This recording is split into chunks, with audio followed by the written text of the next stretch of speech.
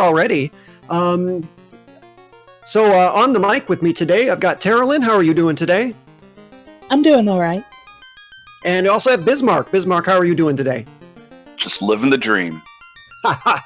Let's talk a little bit about these round 4 seeds that we're going to see as our competitors start running already. Let's take a look here first at the white and black magic shops and see what we have available. Looks like Fire 2 at the black magic side. What did we see on the white magic side? Not much, if I remember correctly. They're moving a little bit fast when you got 4 streams on the screen, but we're it looks like I saw Cure and not much else, really. Gold bracelet in the armor shop. That's a good find. That gold bracelet will be super useful as they gather up some money here in the early parts of the game to protect those mages, those squishier characters right off the bat. I did see Fire 2 on the black magic side, but it did look like the white magic side was a bit of a bust to start this race. We're doing round 4 seeds, Bismarck. You want to talk a little bit about what the flag set is for these round 4 seeds? Definitely. So, naturally, we got our regular treasures. Everything's moved all around the map. We don't know what's going to be where when we get started. Our magic levels are going to be different, so that's why you're going to see Fire 2 in level 1, and you might see Fade and Nuke in level 2 if these runners are lucky, but given that it's a Tristle seed, it's probably not going to happen. Our RNG table is also manipulated, so what that means is that these guys don't know when they're going to get into fights. They can't manipulate the RNG table like they could in the vanilla game, which would allow them to bypass things like gas dragons when they get into the Temple of Fiends Revisited. They may find some pattern that they can use to manipulate things, but more than likely they're going to be making it up as they go. We also have enemy skills and spells have been randomized, which means you might see some funny things, like pirates may have Nuke, which always makes for a fun seed, or Kraken could have Poison. We won't know until we actually see them, but they're going to be pretty interesting. It makes things really fun, especially when you get into Agamas and they turn out to have Stone Touch, and you spend 15 minutes grinding only to have your entire grind ruined. Sorry to interrupt, but there is early TNT in the Temple of Fiends. I believe you called that earlier, Tara. Am I wrong? I was calling the chest in the lower corner, but it was in the upper one, so not that far off. We also have incentivized Ice Cave and incentivized Ordeals. What that means is that the final chest in both of those dungeons is going to have something. Maybe a progression item, may just be another useful item like the Masamune or the Ribbon. Depending on how things go, these guys may even decide not to run them, although more than likely we'll probably see an early Ice Cave. I know that Will is a big fan of going to Ice Cave before he goes to Fire, but we'll see when it comes up to it. We also have the prices. They're scaled from 25% to 400%. We already saw a good example with the houses. It's looking like a pretty cheap housing market with only 800 gold per house. Our enemy stats are 33 to 300%, which means that you could have a paper chaos, or you could have a chaos with potentially 6,000 health. We won't know until we get there, but it's going to be fun to see. Lastly, the experience and gold boosts are going to be 4 by 400, and what that means is that for every enemy they killed, they're going to multiply it by 4, and then they're going to add 400 to the gold and the experience gains. And then we have weapon stats have been fixed, which means that the weapons are going to be a little bit more useful in this round, as opposed to the vanilla game where the critical ratings are tied into their index value in the charts. So you'll see things like Vorpal, which would be much more useful than it would be in the vanilla, and Masamune isn't the world beater like it was in the vanilla. It's still a useful weapon, but it's more in line with the Excalibur and other weapons like that. So I'm also doing some tracking duties today. Did all 4 characters pick up the TNT? Nobody skipped anything, right? I believe all 4 did pick it up. So our 2 forced party members for the seed this evening, or this afternoon, is the Thief and the White Mage, which is why you're seeing a whole lot of thieves where you might not normally see them. Terralyn, do you want to go through our 4 different runners here and their party composition choices? Do you see anything that jumps out at you? Well, I'm noticing that X-Ice is not running a tank aside from potentially the Thief. iffy class changes eventually.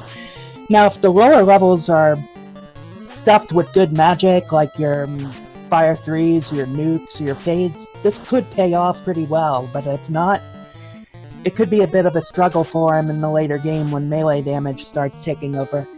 Conversely, the rest of the three went with tanks. Will went with a black belt, while DD and Artea both went with fighters. And they also went with red mages. That will help them with black magic a little in the early game.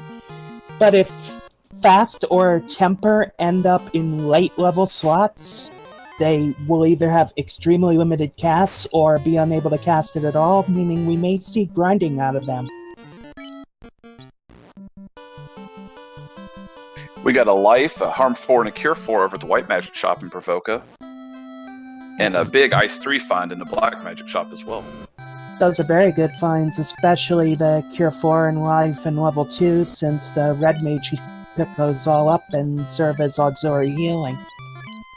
For our newcomers who haven't seen some of these races before or played Final Fantasy before, the Cure 4 spell will actually heal you all the way up to the top. There is no set amount. Just from 1 to 999, it's going to fill you all the way up. So it's probably the best healing spell in the game. I saw an early Aegis shield on DD. That's pretty good. Won't do much good for Ice Blue, but you can definitely sell it. I believe that's for the max as well. So we're getting our first look at the pirate encounter here. I don't believe any of these pirates are going to be too frightening in this seed, although with these round 4 flags, they could be quite scary at times. If your pirates know a fire spell or crack or something horrifying like that. Well, as we're seeing on Will's stream, they do have Stun Touch, which can slow things down a little bit, but overall, nothing really threatening. Fire 2 and Ice 3 is just ripping these pirates apart. Another fact a lot of people aren't aware, the pirates are actually the weakest enemies in the game in vanilla. Obviously, things change when you have 9 of them and they decide to pack Fire 2, but for the sake of the regular purposes, they are the weakest, even weaker than Imps. Artea's heading on over to take a look at those 2 chests with the dwarves that are unlocked by the Mystic Key on the upper left-hand side. A strategy we'll watch him do here is he'll save, probably back by towards the boat, and if there's nothing of interest here, he'll just go ahead and reset back out. Reset scumming in this game is a critical component to speedrunning a randomized Final Fantasy. Save yourself some time. Get in, look at some chests in a location. If you don't like what you see, you can just warp right back out. Yeah, cabins are expensive, but tents are cheap, so they'll be picking up a lot of those. I try to pick up when I run about 30 to 40. It usually gets me through the good portion of the game until money for houses is no longer an object. And we got a dirt nap going on down in Artea's stream. Looks like his thief is out for the count. We'll see if he just decides to leave him dead, or if this is a freak occurrence. Most players will just leave the thief dead if they end up saddled with one. A lot of people think the only good thief is a dead thief, that's for sure. That's a good point. The only exception I might add is if you know you're going to have to go to Marsh Cave. Oh, we got an early floater down in Artea's seed. This is very good. Between that and the early TNT, airship is not very far away at all. As I was saying, so the one plus side of having your thief is if you decide you're going to have to go to the famous ambush cave, also known as the Marsh Cave, the thief is good to have because it can help prevent some of those ambushes as well as give you some extra first strike encounters. Nuke and Fast at level 3 for black magic. And Hill 2 as well, in the White Magic Shop. So those melee-laden parties will have a easier time getting hits off. The grind won't have to be as extensive in late game. An exit at level 4 for white magic. And Fog 2, which is great for the Kraken 1 and Tiamat 1 fights. Harm 3 as well. Lit 3 and the black magic side for level 4. So far, this is a pretty exciting seed. We've seen 2 of our progression items already fly by. The TNT, which is the basic progression item. Ice Blue is going to find his floater here real quick. There it is. there's the happy music that lets you know you found something good. Except maybe when it's the ruby or the adamant, you might not be so thrilled to find it then. Here's Ice Blue. He's going to go ahead and trade in his TNT right away since he's here. That's a good call. Knowing he's got the floater, he's probably going to go ahead and head right over to Crescent and get his canoe and hop up on the airship. So with the floater found and the TNT found, this breaks this seed pretty much wide open with a lot of different places that our runners can go right away. Terrelin, at this point, if you have the floater, I'm assuming you're going to go ahead and grab your canoe and trade that in. But then the big question is where do you go next after this? After I pick up my airship, usually I will actually head to the volcano or to Ordeals. Then again, I play weird. But those places are a lot easier to get to with airship. The volcano more. Ice Cave is also an option. I agree. I might check the Zardia Islands first, however, just due to the few extra chests in there. I believe we've got 12 chests. Is that right, Maya? I believe that's correct. Yeah, I did forget about Cardia. That is pretty much free.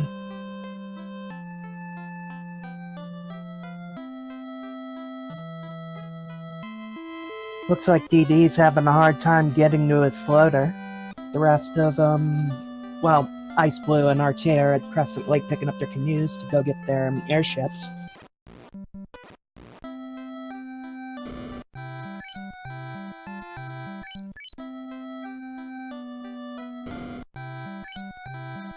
So for those of you just joining us, welcome to a showcase race for the Final Fantasy Randomizer tournament. Today we are showing you a taste of the future here for our tournament. We have four of our experienced runners running some round 4 seeds this afternoon. Our friend Almacia just put in the chat what the flags look like for this. We are 13 minutes away, 13 minutes into getting this airship right at the beginning. And so this seed has been generous so far as progression, but then we're going to have to see what our enemies know. For example, Scorpion seemed to know Gaze. Fighter down on Artea's team. He's resetting.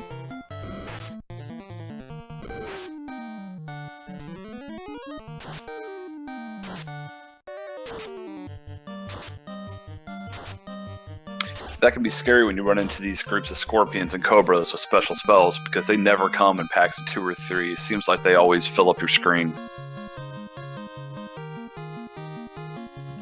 We're watching now as Will Bloodworth has picked up his TNT and his floater, which I need to check. Yeah, there it is. And so he's heading off over into Melmond. As far as spells go, so far, I believe this seed has also been quite generous. With access to healing, we've got some AoE spells in Ice 3. Exit has been found, and so Fog 2 has been found. So the magic selections for our runners so far are not going to put them in too many terrible situations so far. It should actually be pretty good for Ice, considering he's running a majority magic group. Plus, Fast is a level 3 black spell, which means if he chooses to class change, if the tail pops up, the ninja can cast it, saving his red mage and black mage some casts.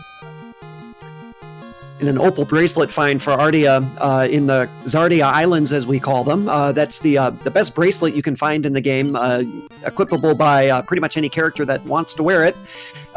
With 34 absorb, that's going to be an excellent find here, especially with these low-leveled party members at the beginning of the game. Power gauntlets found in Cardia. Artea also found the dragon armor, so along with the Aegis shield, that effectively takes the place of a ribbon. So now he doesn't have to worry about sticking a ribbon on his fighter, and he can stick it on the rest of his party. Assuming he finds all 3, of course. Yeah, I believe the only thing he'd really have to worry about is something like Zap.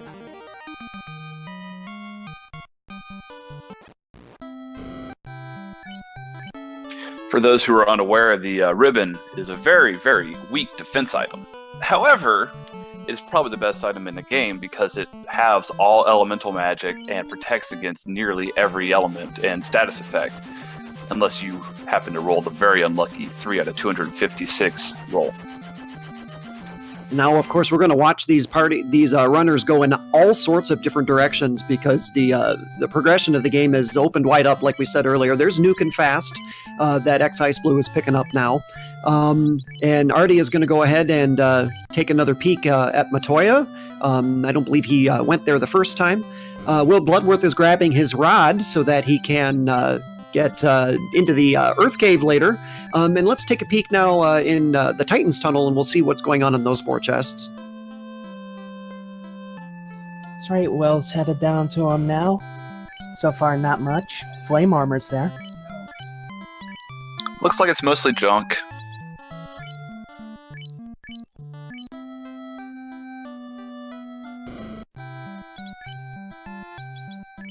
And so from a racing standpoint, it is really hard to tell at this point if anybody has opened up a lead because everybody's going in every which direction.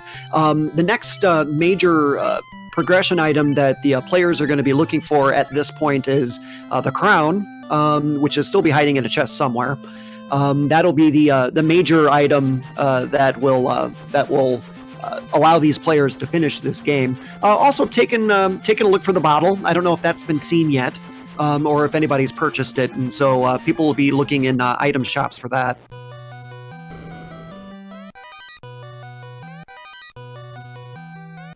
DD having a rough time with the trolls near Crescent Lake, it looks like still.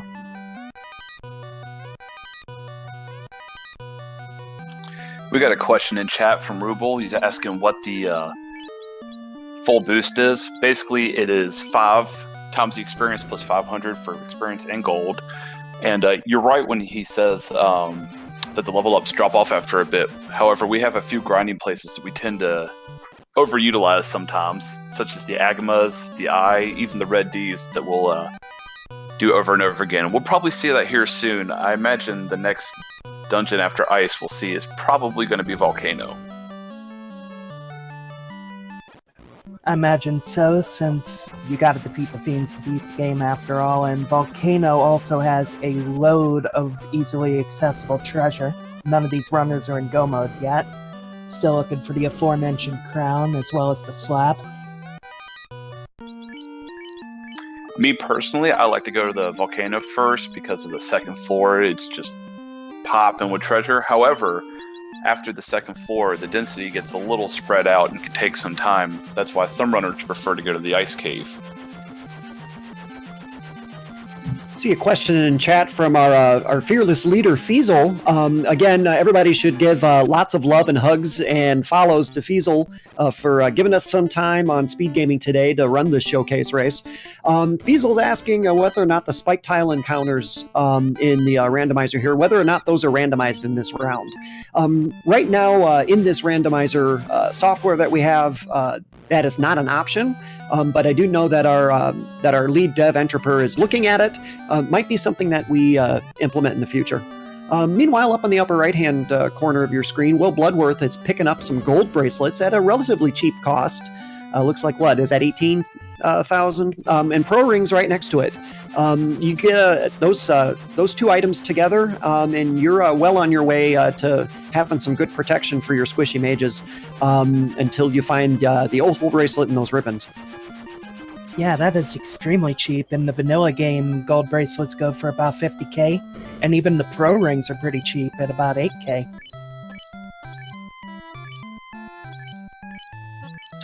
For those that aren't aware, the pro rings take the place of the gauntlets. So in this case, pretty much every player is going to have one of those pro rings on them, or every party member. They also protect against the dust status ailment. So hopefully, it'll make life a whole lot easier for our runners. We're seeing a... Go ahead, Terlin. No, I was saying, I noticed in chat an observation. Artia has just his red mage up, and he's had plenty of chances to revive some of the others in his group. Looks like he might just be trying to solo it. That'll be an incredible strategy here with these round 4 seeds. And some of these enemies, like these Anklos, can hit really hard, and there he went. Exactly, and the red mage's weapon selection is not the greatest. Aside from the Masmune, the best option they have is the Sunsword. which would be about the third or fourth tier weapon if there was a knight in the group. If he gets the Mazmune, then it gets a ton easier. The Mazmune is available to be used by every party member, so anybody can use it, and it is a beast of a weapon.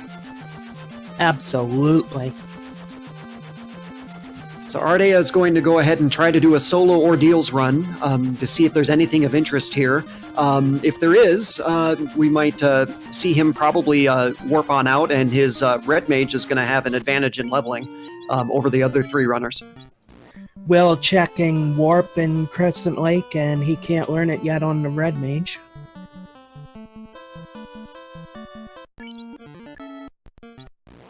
There is also the possibility that he won't be able to learn it at all, depending on the slot it's in. It's the first level 6 black slot. Red Mage's magic selection gets more limited at upper levels too. Jack of all trades, but master in none. The Red Wizard is actually capable. That is the only black magic slot he's able to learn in level 6. Ice Blue joining Ardea in ordeals. Meanwhile, we're watching DD Gaming dive into Ice Cave, and so we're having some route divergences here. We'll have to keep our eyes peeled for any exciting items here.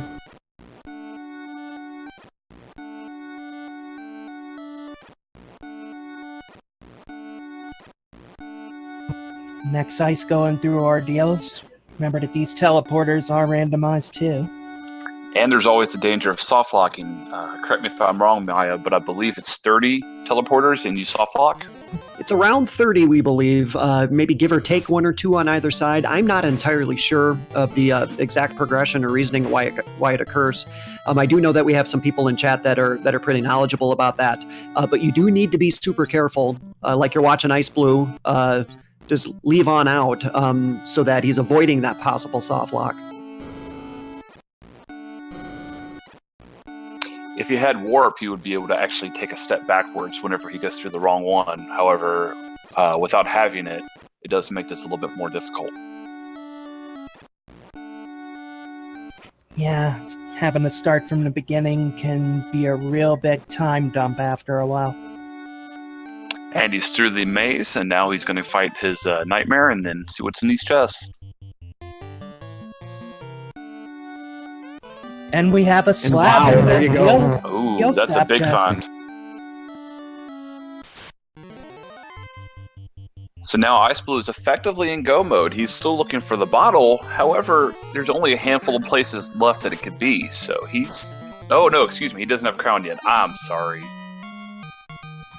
Yep, he's a crown away from go mode, but finding the slab first puts him in something of a slight lead at this point. Ardea is right behind him, having a little bit of an issue getting through the shuffle here himself, but he'll find that slab here eventually. Looks like he also re-raised his fighter. DD Gaming, meanwhile, is going to start checking some chests here in Ice Cave now. Let's see what he finds. Ardea running into some bad luck with some cremate mummies. We have a question in chat about why would all 4 players get a red mage, given that they already have a white and a thief. Tara, what do you think about that?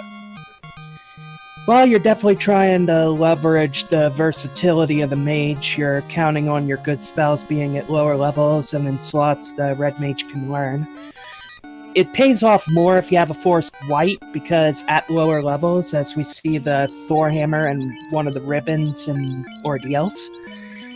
Anyway, a lot more of the black magic is accessible at lower levels to the red mage than the white magic is. Oh, that's actually a double ribbon pickup in Ordeals. The incentivized chest at the end of Ordeals was 1 ribbon. There's another one on the lower left-hand side of Ordeals, and the slab. And so Ordeals is going to be required because you're going to need to pick that slab up, but then on your way, you're going to find 2 of those extremely valuable ribbons that are going to push these players to call go mode even faster. That's going to make Ardea very happy here in a minute, especially if he finds a tail here shortly and he can Aegis and Dragon up with his fighter and then stick the 2 ribbons on his mages. And Ardea has his slab now.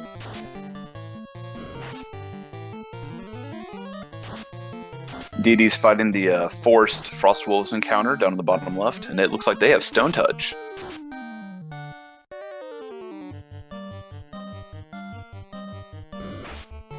So the Frostarurus are not very happy today. There's a pro ring down at the bottom of Ice Cave. You have to remember also that Ice Cave is an incentivized dungeon, and so there's a high possibility that DD Gaming is going to find something interesting here at the end, being guarded by the Eye. I'm hoping for a Masamune. It'd be too early to find the crown. We need to let them work for it a little bit harder, I think. I think it'd be hilarious for the Ruby to pop up. That's just mean. Even the incentives have a booby price.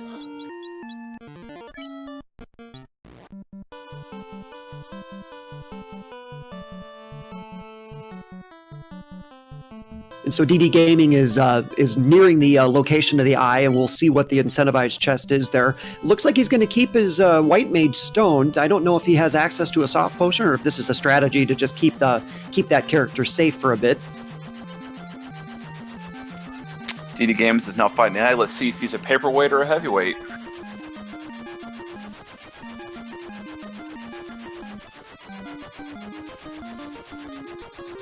It's about 315 hit points so far. It's a rather large Eye. He's definitely beefier than the average Eye. Very much so, but he gets it down. Looks to be about around 400 health. It wouldn't be the worst Eye in the world to grind on, given that it didn't seem to have any terribly And bad there's spells. the crown. Okay then, so for everybody following along, we have found the location of all of the required progression items, save the bottle. And the bottle is not terribly difficult to find. It'll be in one of these town's item chests.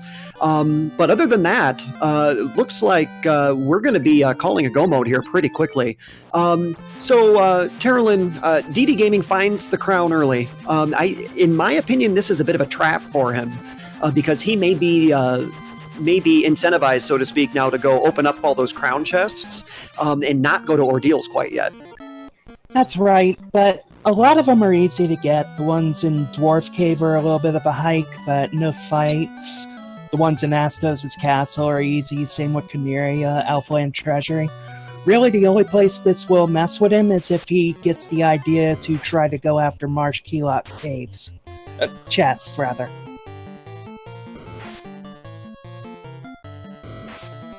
So I think now would be a really good time to give a shout out to our runners. These guys are doing a great service to this community by running here on a beautiful Saturday afternoon. That's right, showing off what this round seeds have to potentially offer.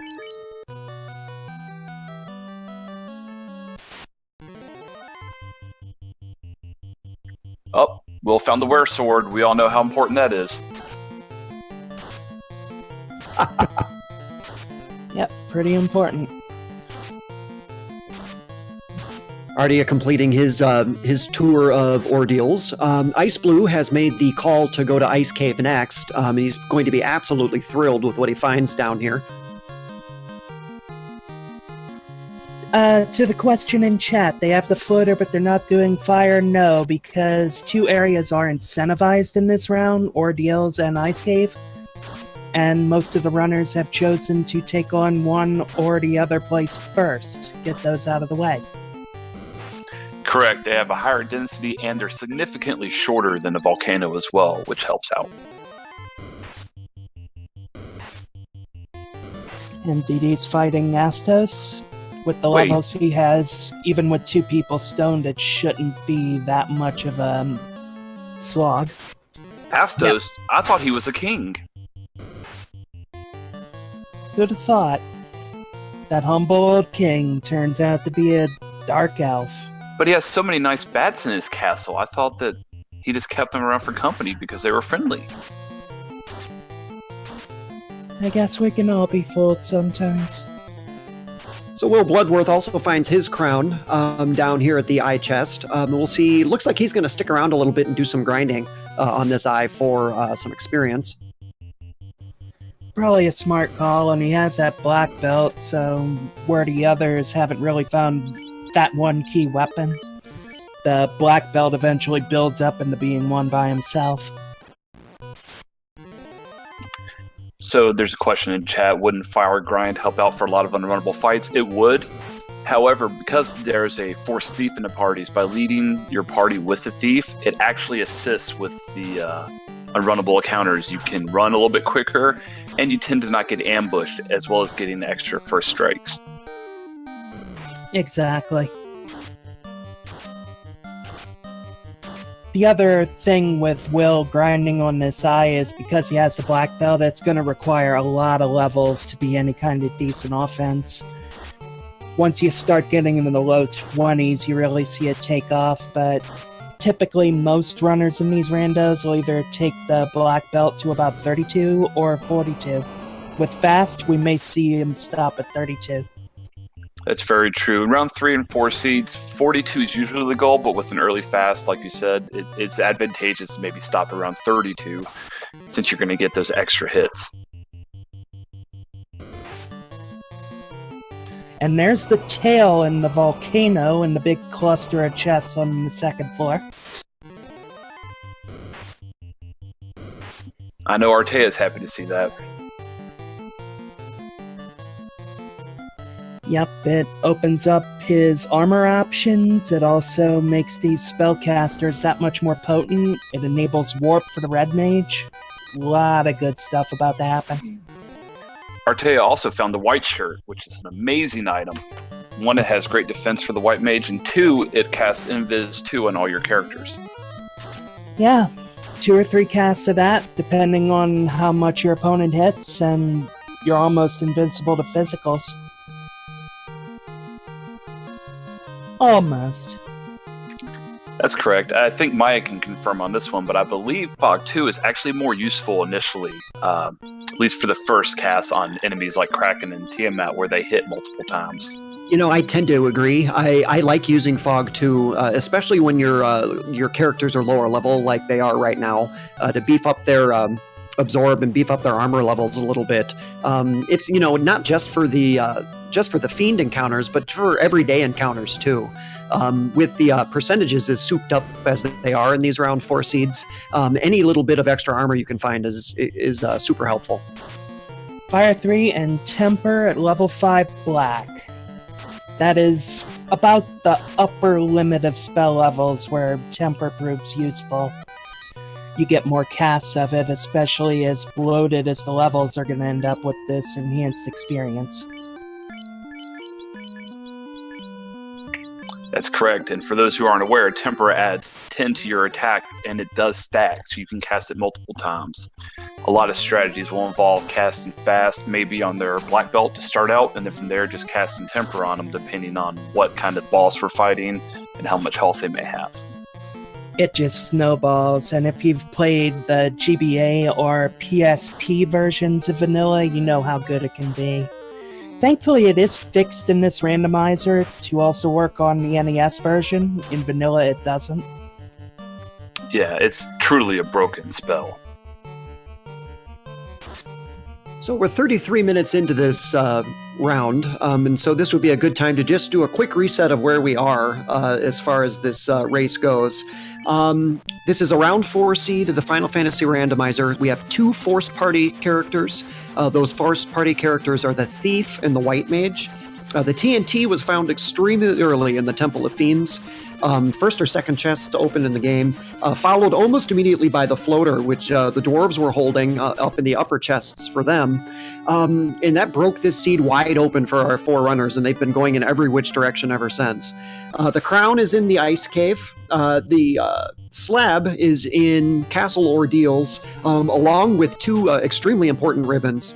And the tail has been found, for anybody that wants to class change, the tail has been found in the volcano. That's kind of where we are at this point. Ice Blue has pretty much taken a bit of a lead here by dint of having all of these progression items taken care of. The only progression item that we're kind of still looking for at this point to call a true go mode is the bottle, and that's where we are at this point. And you know what they say, Maya, nothing trollier than vanilla. Oh boy, gargoyles with stone touch while DD is checking the key lock chests in Temple of Fiends. That feels somehow appropriate, Tara. And he just wiped a bunch of statues. We have a question in chat. Is this a 4-person race or a 2v2 race? It is a 4-person race. They are all running on the same seed. That's right. This isn't a normal tournament matchup, so yeah, it is a 4-way. It does look like Artea's having some technical difficulties. He also looks like he reset out of the race room, and we'll see if he comes back in. So looks like he just might be on pause here for a minute until he gets that set back up. Ice Blue has his key.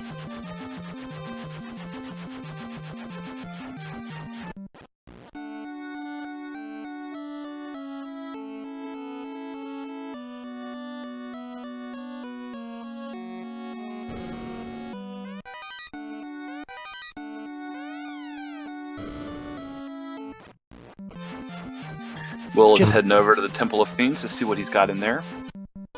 Just a bunch of money in the Western Keep. Now Ice is moving up to the locked Dwarf Cave chest. DD is checking Cardia now. At this point, what our runners are looking for, especially Ice Blue at this point, who pretty much has the all of the progression items he needs to go ahead and finish this game, is just equipment at this point. Finding some of those extra high-level armors, maybe a couple of good swords, and then going ahead and finishing this roundup. Tiger Blue, I see your question in chat. You're asking, the brackets say that X-Ice Blue should be playing against Jay Coper. That's absolutely correct, but this is an exhibition that we're running today. This is a showcase race. We are previewing round 4 seeds and all of the fun, exciting things that can happen when you start to scramble the randomizer this much. That's correct. And for anybody who's wondering, we've got some really good runners that are doing this. Artea is currently our 5th ranked runner in our daily rankings. X-Ice Blue is our 10th ranked. DD Gaming is 17th, and Will is 26th. And I can speak from experience that all these runners are very talented.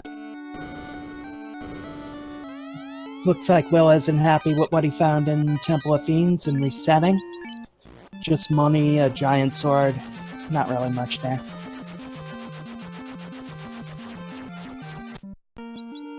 So far, the seed has been pretty generous to our 4 runners, with the 2 ribbons that were found in Temple Ordeals for Ice Blue and Artea. That gives them a lot of protection against some of these nastier skills and spells that these enemies can have shuffled on them. They got to be feeling pretty good. Will Bloodworth and DD Gaming, it looks like Will is heading in that direction for Ordeals now, and so he'll be happy to find those critical items. DD Gaming will get there eventually himself.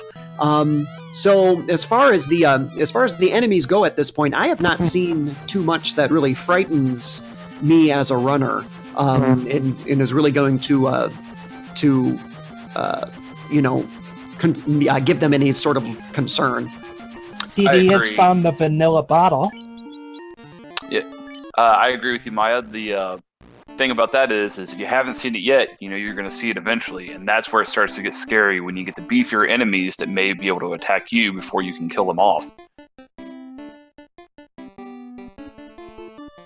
And I heard Terrelin call out that bottle location, hiding in the caravan in its vanilla location. That's pretty cool. Nothing trollier than vanilla. So we got Ice Blue. He's heading to the Earth Shrine, and it looks like DD Gaming is heading to the underwater cave, and more than likely will probably stick around in that area since he's got the bottle. Onrak would have been even trollier, but Will's about to be real happy as he finds the slab.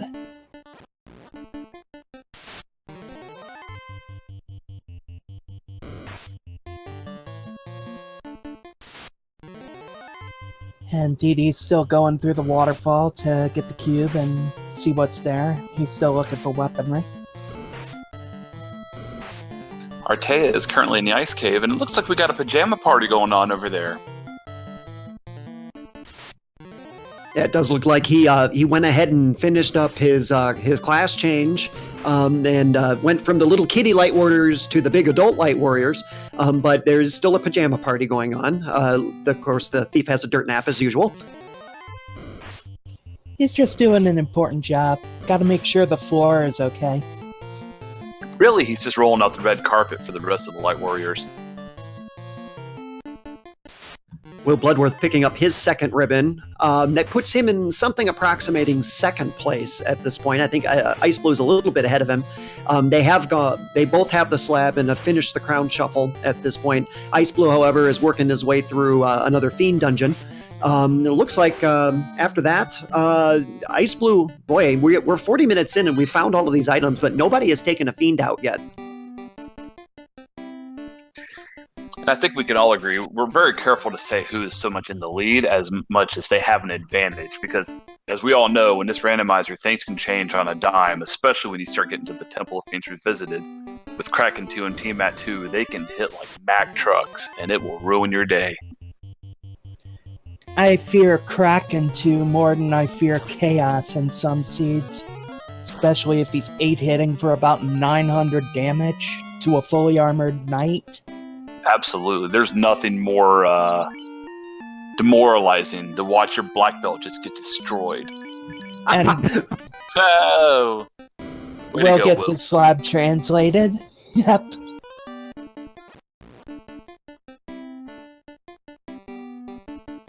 And we did not see an out-of-bounds bat on DD Gaming stream as he checks the waterfall chests. We have a question in chat, so what's randomized? The short answer is a lot. We have all of our progression items are randomized, except in this case the bottle just happens to be in vanilla.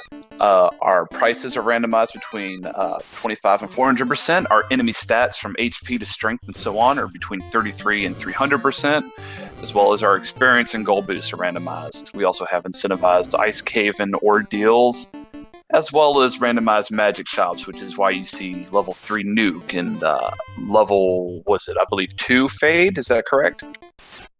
It looks like Fade and Life 2 just showed up in Gaia. Looks like they're at level 7. Well, I stand corrected. Yes, and the Gaia White Magic, the Red Mage can use neither of those, so Life 2 and Fade are going to be White Wizard only. Yeah, I'm remembering the race I was watching from earlier today. That'll happen. Some of these races blend together when you watch a bunch of them. I'm sure these guys can agree with me. Also, I did notice that X-Blue picked up a katana at the Sphinx chest in the Earth Cave. That will be handy if he decides to class change. It'll give his ninja a decent weapon to use.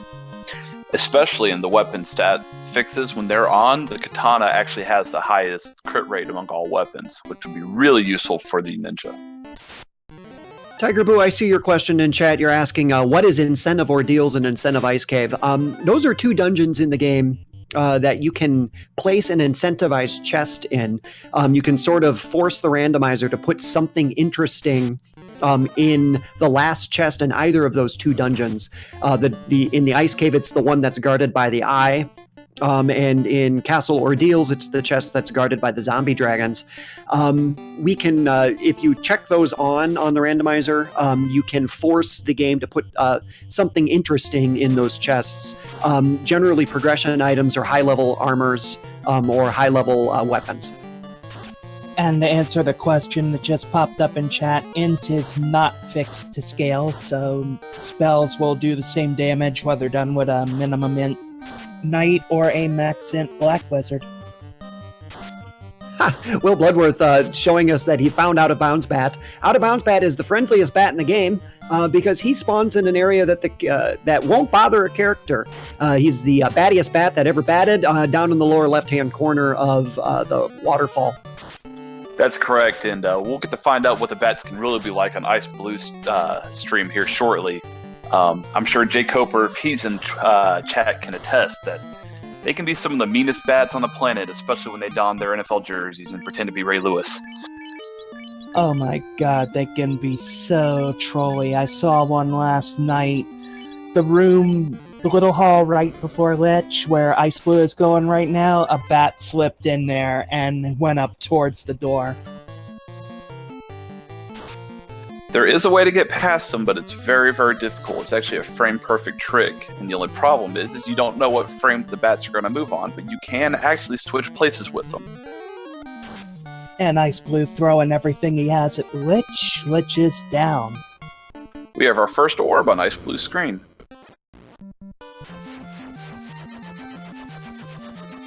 Thank you, Almacia. He just posted the craziest bat block ever.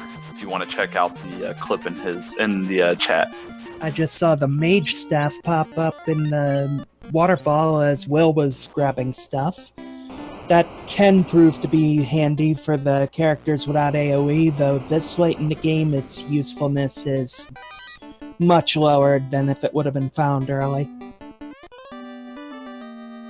And Ice Blue just found adamant in the volcano. Which is a big No pile of use for trash. him. Zero use since the Excalibur can only be equipped by a knight.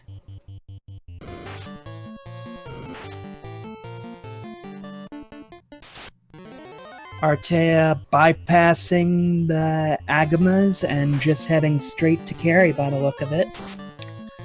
And it looks like the fires are pretty paper thin over in Ice Blue's screen. Now we have 3 of our Forerunners in the volcano at this point, checking out some chests. Ice Blue, even with all of his progression items, still opting to look through chests and beef up his party with some weapons and armor, even though he can pretty much call go mode whenever he wants at this point. I think both my fellow commentators can kind of agree that go mode isn't always what it's cracked up to be, especially when you get it early in the game, because then you're kind of set in a mode where do I check chests?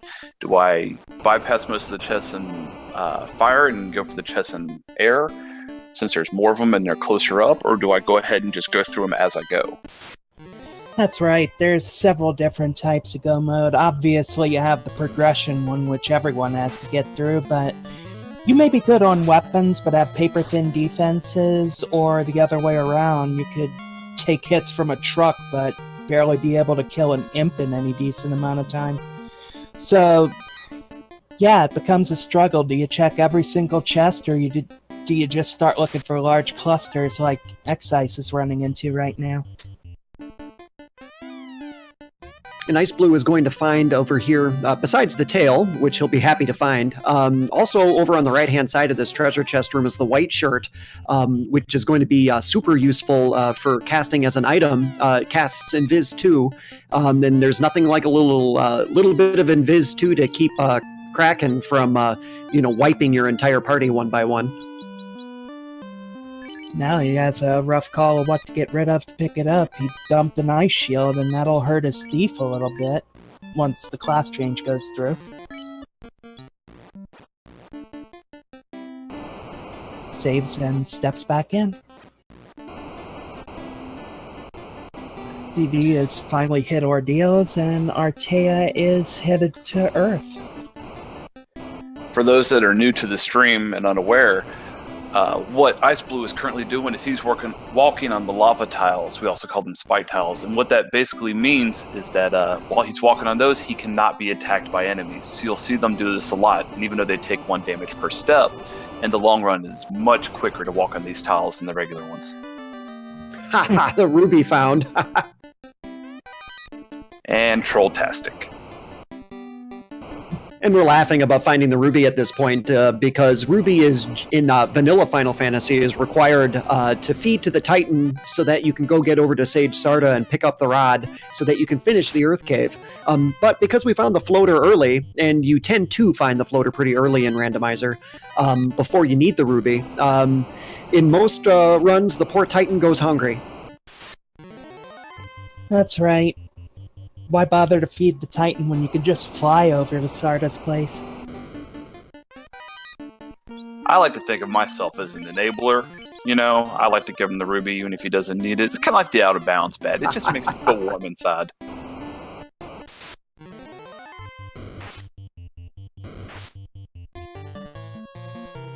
DD Gaming finding his slab down in Ordeals. That'll be the last progression item that he's looking for.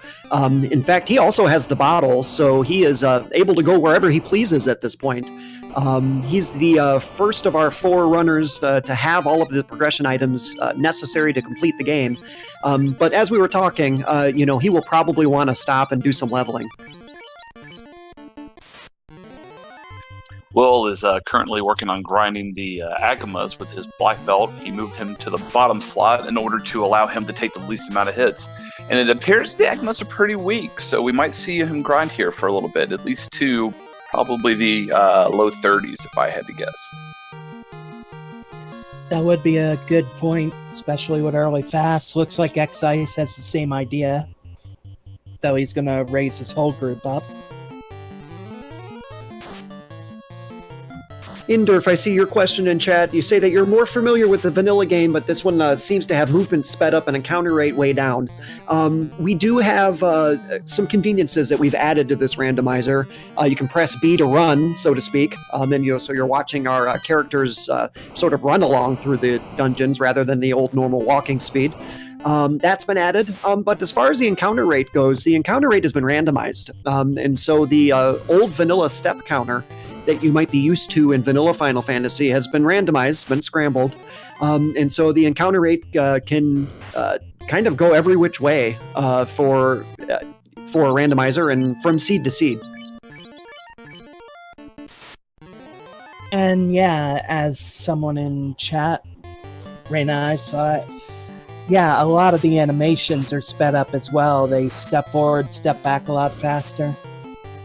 Really, once you've run this for a bit and then see a vanilla version of this being played, it feels slow as molasses. Ice Blue trolling everybody by having a poisoned party member and running around with them for a bit there. That screaming sound. On a related note to what Tara was saying with the original vanilla version, I think it's a good idea to go ahead and give a shout out to Fiesel. Unless I'm mistaken, he is either the current or former world record holder in the vanilla Final Fantasy 1 run.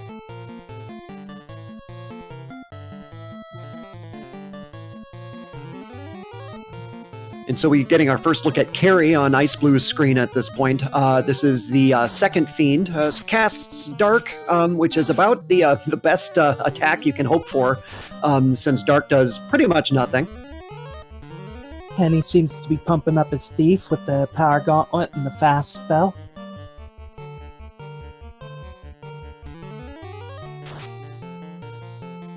So it does look like he's gonna try to use that thief, future ninja, as his tank. We'll have to see down the road whether or not his party strategy pays off here. He went with 3 mages, so he has access to all sorts of fun spells.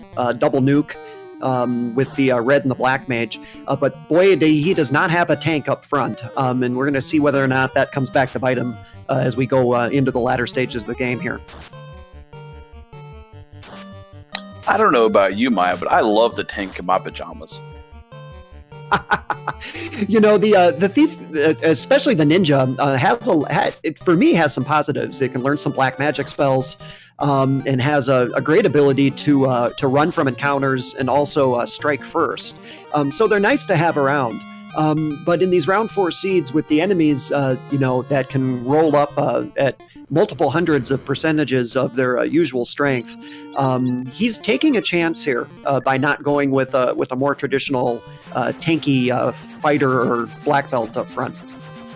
That's correct. It's going to be really interesting to see what happens when he gets into the water shrine and runs into a party of 6 ghosts and they lay the hammer down.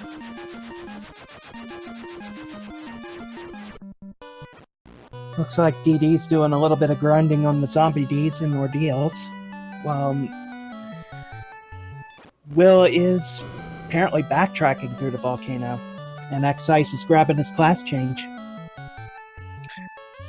We got a question in chat. Is it possible to have this randomizer basically spit out the vanilla game in order to benefit from the bug fixes?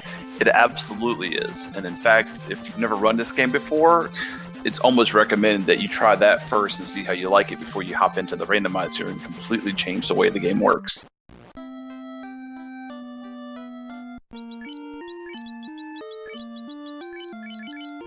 And Tiger Boo and anybody else that's interested in joining us in the Discord, I just placed a link to our Discord in the chat. We also have a room in that Discord chat for new players and for new player questions. And Tiger Boo, for example, somebody just asked the question you asked yesterday about what flags to set in order to have a vanilla run of Final Fantasy with all of the conveniences added. So I encourage anybody out there that's interested in learning this game or learning to run this randomizer with us to go ahead and join our Discord. We're a super friendly, super welcoming community, and would be very happy to get you set up and running with us. We have another question in chat. Is the Black Belt more tanky than the Thief? That is a loaded question. He can get more health than the Thief, unless I'm mistaken. However, the Black Belt is an interesting case because as a Black Belt, he actually gains 3 magic defense per level. As the Master, he only gains 1 magic defense per level. And his armor is bugged, so every time he levels up, his armor class meets his level. So if he's level 25, his armor is 25 until you go into the armor screen. So if you were to, say, have the Opal Bracelet and Pro Ring and Ribbon entering Volcano and we're going to grind Agmas, it might be a good idea that every time he levels up, you check the armor screen. However, if you were grinding and, say, you only had the cap, you probably wouldn't go into the armor screen. You would just keep grinding and let it go until he got up into the 40s. At that point, his armor class would meet it.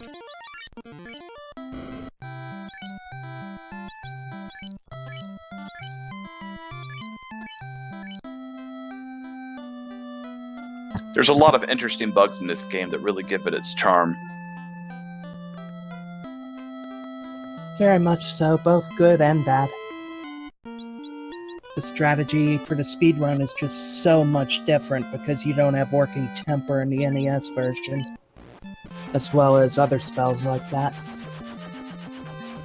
Nope, but that didn't stop 7-year-old me from casting it 100 times, hoping it would do something. Yeah, 13-year-old me would agree with you there. So I happen to think that this Final Fantasy randomizer community we have obviously is a little bit older than your regular, your usual gaming communities, just because we were all little kids in the 80s and 90s running this game. So we have a little bit of a different flavor if you want to join us in our Discord. We don't take ourselves very seriously because we're all old people trying to run this game with things like arthritis. So we're super welcoming. You can probably join the community and start beating most of us pretty quickly. Yeah, there's nothing like running this game when you got a 2-month-old sitting on your lap throwing up. To answer the question, if Excise is using a custom sprite, he is not. He has got the ninja in the lead of the group, and that sprite is what you get when you class change into a ninja. It changes to the red pajama-clad warrior. I believe there was some talk of Entroper introducing different sprites, but maybe Maya can elaborate on that a little bit more. I'm not sure if that's actually going to happen or not. We're talking about it. We're talking about adding, sort of bespoke or luxury sprites into the game. There are, I know Entroper, I don't know if he's out in the chat today. Entroper, our lead developer, has a whole bunch of different things that he wants to add to this randomizer. We've got a big new release of the randomizer scheduled for the end of the tournament with some surprise features. So we're looking forward to it, and I hope that you all look forward to it as well. Artea has popped this bottle open and got the oxale.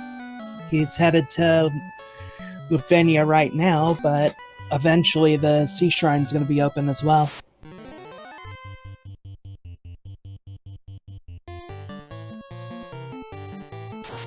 Yes, Renna, that is an annoying bug. The house restoring the magic points after the save goes through. Luckily, the randomizer does fix that.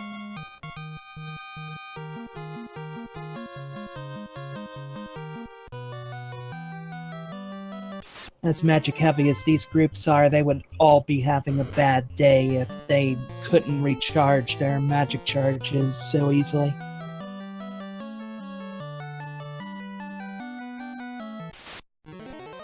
Alright, time to find out if Ice Blue's going to find his out-of-bounds bat. The Mud Gulls will get out of the way. Keeping us in suspense.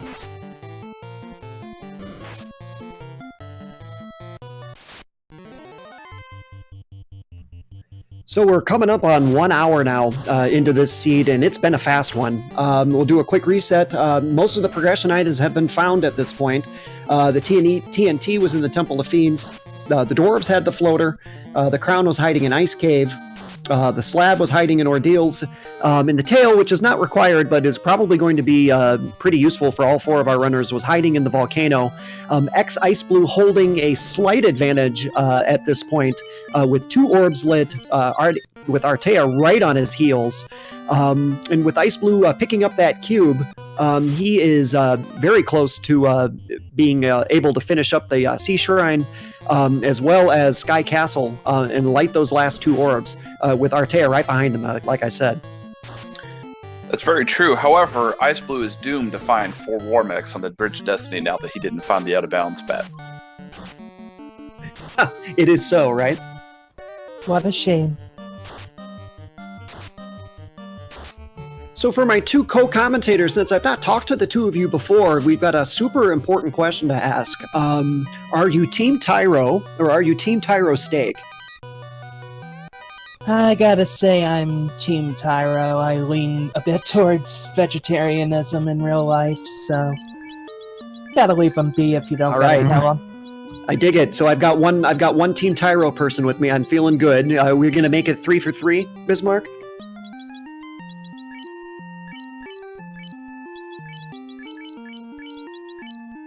Uh-oh, it looks like we've stunned him to silence. Oh no.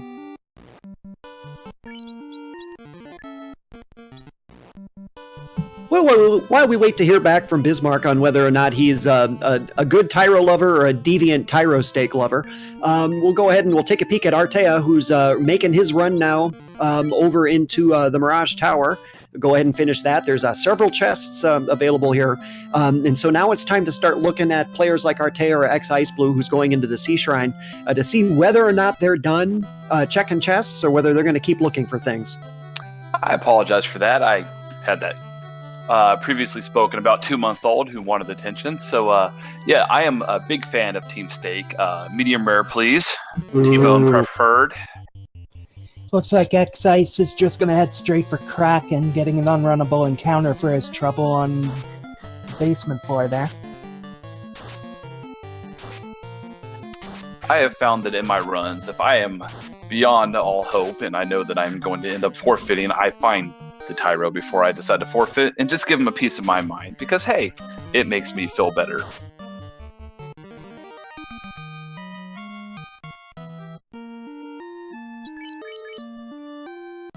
And Will has all his party dead except his black belt. Keeping going with that Agama grind.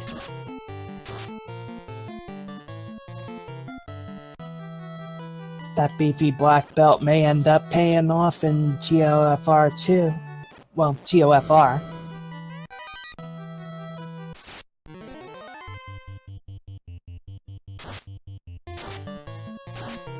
So a little bit more background on our runners for those who aren't aware of the tournament that's going on.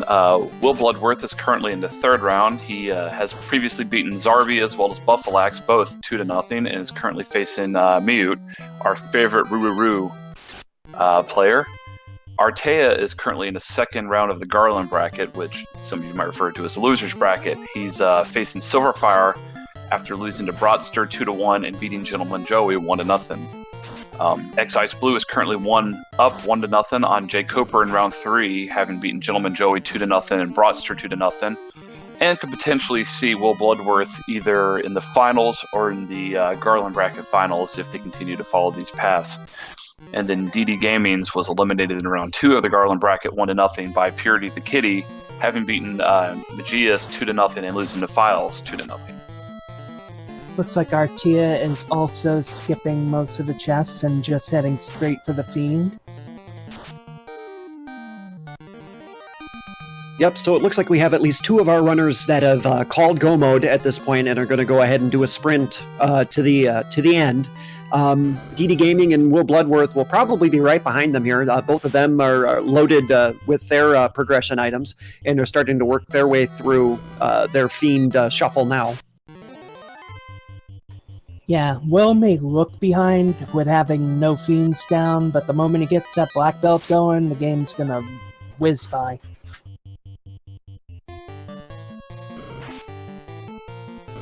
That's correct. You'd be surprised how fast the water and air shrines can be when you are in go mode.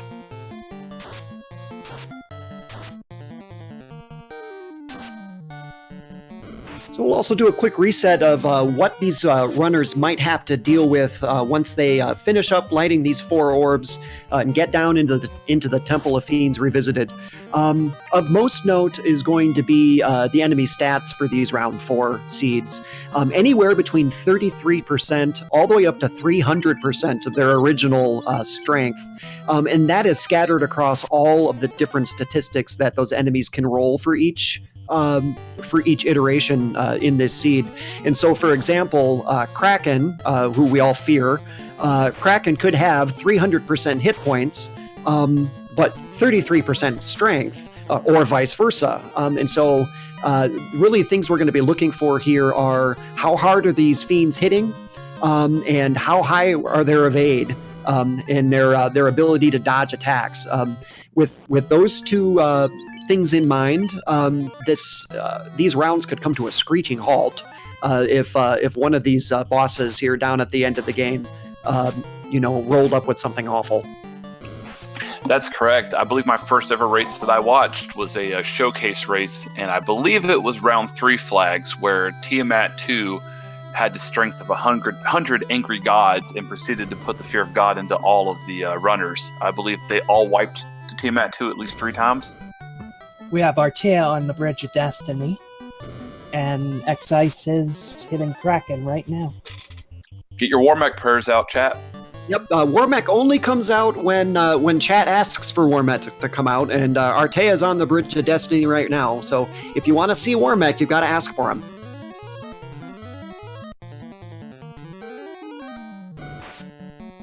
Ooh, Kraken hitting like a truck, hitting that ninja for about 250 damage on X-Ice's side.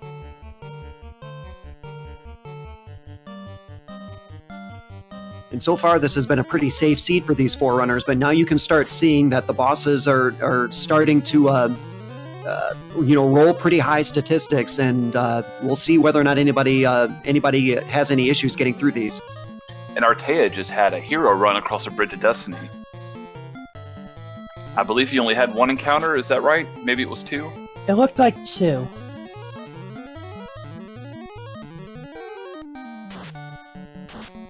Iceblue playing it super safe there, using his white shirt to great advantage to go ahead and increase his party's evade.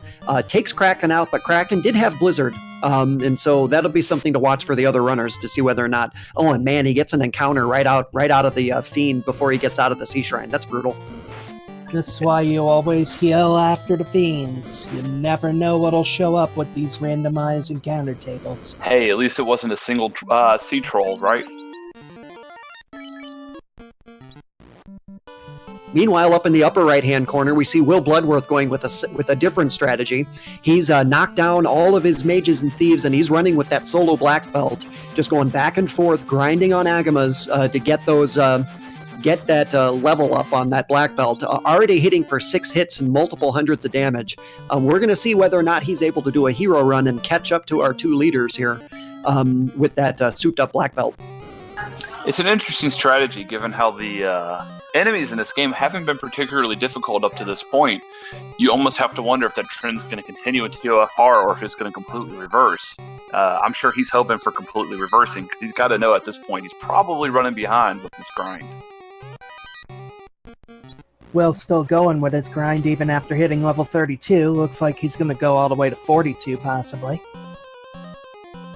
Yeah, that seems awfully high. I would prefer to stop around 35 and allow myself to grind up to 42 naturally throughout the course of the next 3 dungeons.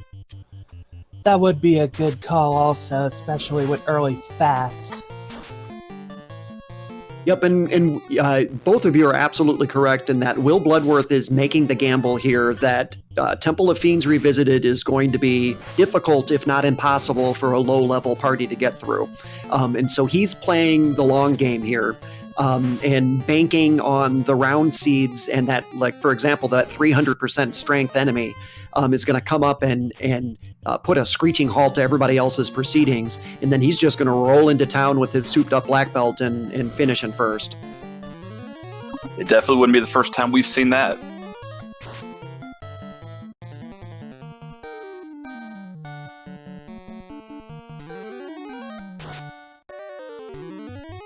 X-Ice and Artea have swapped positions pretty much, with X-Ice now in Mirage, headed towards the Sky Castle, and Artea in the Sea Shrine. And if our tracker is out there, if the tracker could light the orb for X-Ice Blue for the water floor, that has been done. And the three of them are pretty much neck and neck at this point. They're in different dungeons, running through different sort of progressions at this point. But this is too close to call right now between the two of them.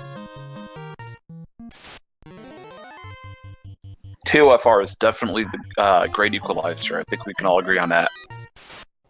Absolutely. If it turns out to be easy TOFR, these two, X-Ice and Artea, are pretty much going to be in a photo finish, but if it's even the slightest bit bumpy, Will could catch up in an absolute hurry.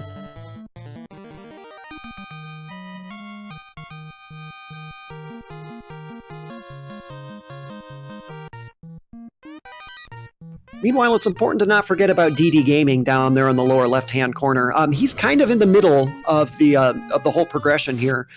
His party's at the low to mid-20s. He has a fighter, and he has pretty much all of the equipment he could ever want for that fighter. And so it's going to be pretty safe with the dragon armor and the Aegis shield and everything. He's kind of a dark horse at this point. I worry about his offense, though, because he's already been in the volcano and he missed the adamant. So unless he happens to stumble into a freak Mazmune, his fighter's offenses are going to be way behind that black belt on Will's side. So Tara, what do you, if you're avoiding grinding, what level do you usually aim for when you go to TOFR among your whole party? I typically want to be at about 23 to 25, depending on what weapons I'm ending up with and what my class composition is. I tend to agree. I think if your levels can equal 95 to 100 when you add them all together, generally speaking, you're in a pretty safe spot. Assuming all things being close to average, yes, but all it takes is that one spike fiend to completely torpedo your entire no-grind plan. That is something that a few of these runners are going to have to be careful for.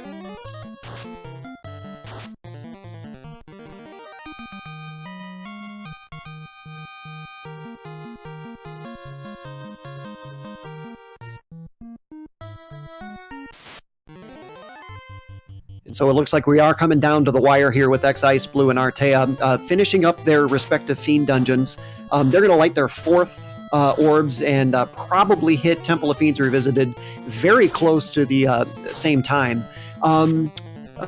Co-commentators here, if you're Artea, right now he's got 3 party members up and the thief is taking a dirt nap. Do you keep it that way going into Temple of Fiends Revisited? I would at this point, given the fact that what is it? Bad, excuse me, it's hard to read, is so underleveled. I don't know how much useful he's going to be in TOFR. I feel like he's going to run into one gas D and take another dirt nap. So I think at this point you'd almost just leave him there.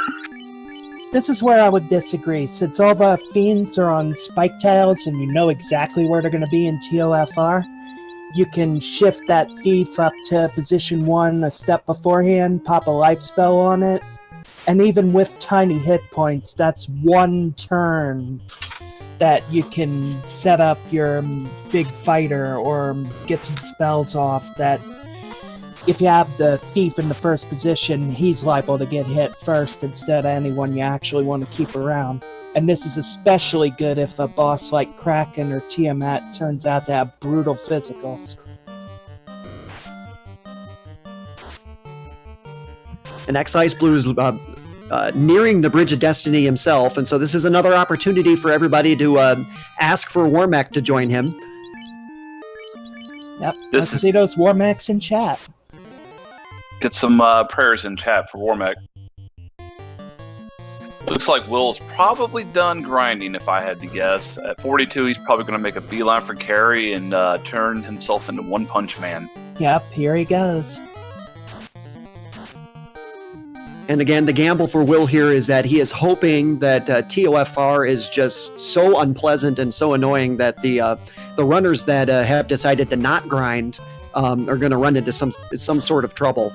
It's a risky gamble at this point. The other runners have found all 3 ribbons and have a healthy set of spells at their disposal. But we'll see. TOFR can be Temple of Fiends Revisited can be a great equalizer, like we've said previously. Here's Will Bloodworth hitting carry for 10 hits and a gazillion damage. But she is a little beefy, so she is still standing. Artea is not going to Temple of Fiends because he apparently hasn't done Astos yet. Fortunately, that doesn't take long at all, but yeah, you would be surprised, but you actually have to have the key to finish the game. You also have to have the loot. Don't forget that and get to the past the Phantom and then have to turn all the way around and go back to the castle because certain commentators have never done that. What? I feel like I'm being pointed out. Oh no, I was talking about myself. I've almost done it running the PSP version, but luckily the later versions of the game have a bit of a sanity check there. Won't let you leave the throne room without picking it up. No, I made the mistake the other night of getting to Marsh Cave and dying to the wizards about 13 times in a row before I remembered that there's no such thing as Marsh Cave incentivized. Good times! Rigid Destiny now for X-Ice Blue, and wow, he's made it a long way across already with just one encounter. We'll see whether or not Warmac comes out to play.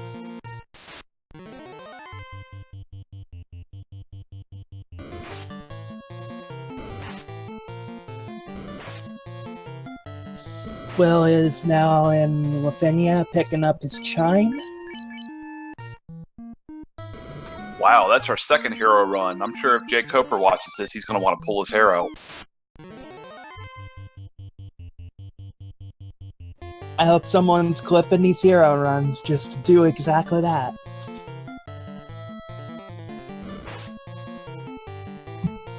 So Artea is first into Temple of Fiends Revisited, looking at 1 hour, 16 minutes and 57 seconds. In he goes, and so we'll see how his first attempt at Temple of Fiends Revisited goes. That is a blistering pace. Absolutely. To compare, even the fastest vanilla version takes about an hour and a half to complete. And not only that, he made it all. Oops! Looks like bad men have dot touch. Somebody took a dirt nap there just by being hit. Yep, but luckily he has life spells spread around enough, and now he's fighting Phantom. And that is something that Pro Rain does not protect against. It's worth mentioning. That's right. That's Sorcerer Death Touch. That's why you run away screaming like a little girl every time you see him playing this vanilla. Phantom goes down for Artea, and he's already on to the fourth floor of Temple of Fiends Revisited. He had a really nice run right at the beginning of the dungeon, made it all the way to the 3rd floor before his first encounter. Yeah, I did mean PSP. That's what I typically run. When I said fastest vanilla version, that's what I meant. I should have been clear about. Zombie D's with Thunder. Not nearly as scary as if Garland had it, but still a big deal.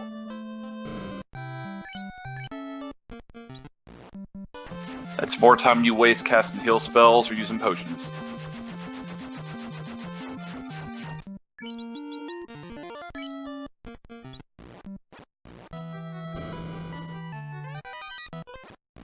X-Ice Blue now joining, entering the Temple of Fiends himself at 1 hour, 18 minutes, so just a couple of minutes behind Artea.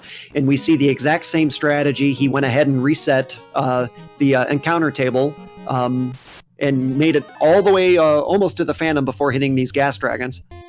And these casties are a unrunnable encounter, so it's a pretty big deal when you run into these. So is the Frost Giant Frost Wolf combo on Artea's screen. That's correct. And there's Warmech sighting on the upper right-hand corner.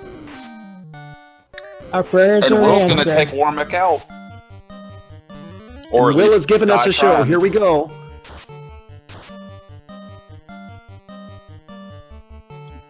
And he hits like a Mack truck. That So does that black belt. That's a true story. Yeah, that Warmack had some absorb though. That black belt should have hit him for quad digits. I think it says a lot about the Gasties and that X-Ice Blue just reset on him, taking longer to kill the Yes, he did. Gasties than Will did to kill the Warmech. Yep, he noped right out of that encounter. Did not like it, and so he's going to go ahead and try it again. In vanilla, they are probably the nastiest party to run into, especially when you run into multiple ones. Will with the one shot on Tiamat. One Punch Man strikes again. And so we see with that strategy that Will Bloodworth is employing here with the souped-up black belt. He is making quick work of these fiend dungeons, and it's just he just needs a little bit of help here from the old RNG counter in Temple of Fiends Revisited, and he will be right back in this. And Temple of Fiends seems to be pretty slow going for Ice Blue and Artea. Yeah, they are both hitting a lot of unrunnable encounter speed bumps.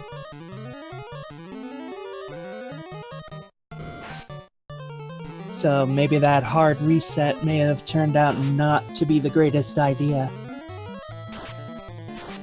We see both of our leaders, employing a mage-heavy strategy with their party compositions. Artea has one fighter and a white and a black mage. X-Ice Blue has, a thief and three mages. Neither of them are going to, put out a lot of damage output because, none of those characters are very high leveled. So they're going to be leaning really hard on those nuke spells to get them through these encounters. Yeah, Ice Blue seems to be holding on to his nukes, and it seems a little peculiar because when you're spending this much time on the Gasties, I mean, that's time you're wasting when you could be going on to your bosses. And Artea finding another unrunnable encounter, the 4 Earths on Lich 2's floor. We have another Warmech sighting down at DD Gaming's. So on the first tile, too. That's brutal. So the Sahags up in the upper right-hand corner with Will Bloodworth do have Toxic. Now, with the ribbons, Toxic is not going to be as frightening as it might have been otherwise.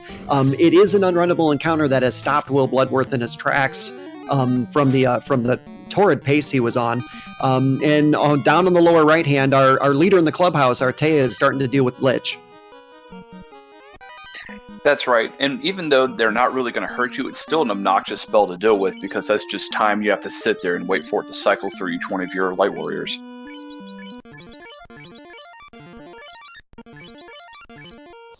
Lich 2 is down. He didn't really look all that impressive. Looked like the HP rolled a little on the low side.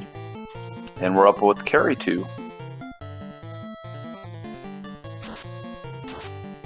Artea wisely choosing to employ Fog 2 to bring the armor up, and that's why, because Carrie hit like a truck herself there. Many hits for 368 damage, I believe. Oh yeah, Meriliths never hit light. We got some talk in chat of making Warmech an unrunnable encounter, and I feel like we should point out that while we are all cruel to our fellow runners in the sake of having good runs, I don't think any of us would wish that on our worst enemy.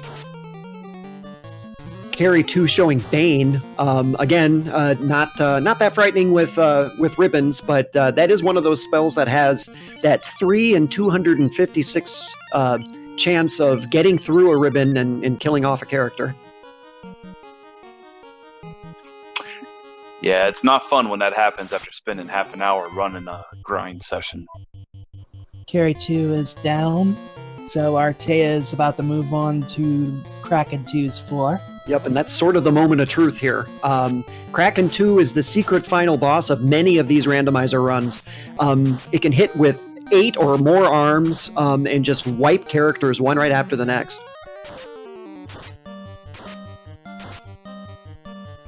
Yep, DD just barely squeaked by with only his fighter alive.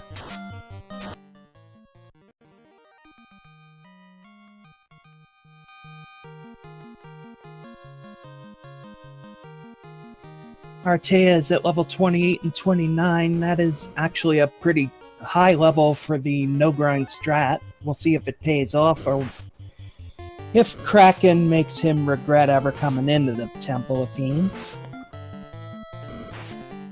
I think I speak for Files when I say it's a bold strategy, Cotton. Let's see how it plays out for him. The moment of truth has come here for Artea. Kraken awaits, and a Kraken spun up at 300% is going to be a terrifying challenge for Artea and any of these forerunners. Meanwhile, Will Bloodworth up in the upper right-hand corner seeing Kraken 1, and he's moving fast, catching up to these other forerunners. Yep, but unless one of these final bosses turns out to be too much for X-Ice or Artea to handle, he just may run out of time. And One Punch Man returns once again.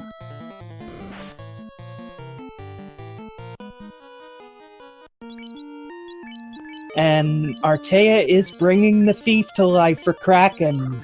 Decoy strats. With all 78 health. I'm pretty sure if Kraken blows on him, he'll fall over. True, but that is one round that he is not hitting someone who actually matters. So here we go, the moment of truth now. Kraken 2 is on Artea's screen. All eyes to your lower right-hand corner. And let's see how this fiend treats Artea today. It's only 5 hits for 278 damage. That's not awful. That's actually a pretty weak Kraken 2 in my experience. And he's employing defensive strats, getting the Fog 2 and White Shirt going almost immediately.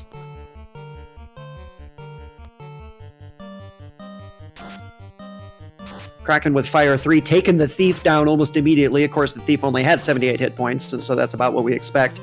Okay, I just noticed that Andy, the fighter for Artea, took a swing at Kraken and missed. That is not a good sign. Yes, that's a very bad sign. Yeah, especially with a defense, which is no slouch in the to-hit department. It means Kraken must have rolled pretty close to max evade.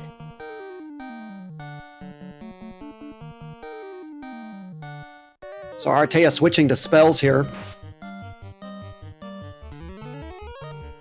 And using that power gauntlet to cast Saber on his knight, which not only increases attack power, but also bumps up accuracy. And so now we're going to see another attempt here at taking a bite out of Kraken. Let's see if the fighter is able to hit this time.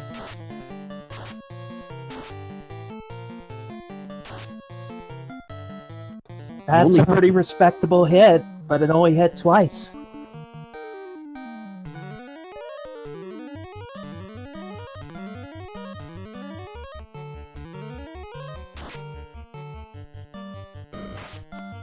We're getting now deeper into Kraken's spell list. We have not seen any of Nuke. We have not seen any of Nuclear. Those are the 2 spells that you're really worried about. And Kraken 2 is down from a nuke. I know Artea just took a huge sigh of relief. Anytime you make it past Kraken 2 is a good time. I would surmise when I'm racing this, he causes about 90% of my forfeits. But the war is not won yet here for Artea. Tiamat 2 is next, and as Bismarck alluded to earlier, we have seen Tiamat 2s of Legend previously on showcase races here, and so we will see whether or not Tiamat 2 is going to cause any problems now.